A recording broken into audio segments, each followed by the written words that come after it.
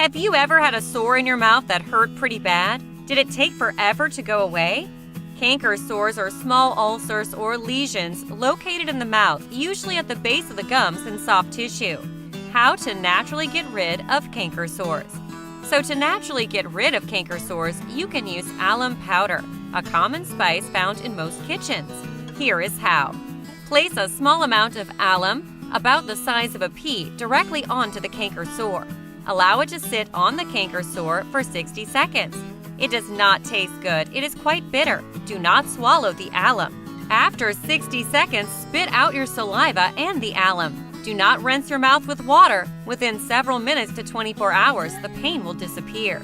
The ulcer may stay for a day or two after you treat the canker sore, but the pain will be gone. If the pain is not gone after 24 hours, reapply the alum with a second application and repeat the steps above.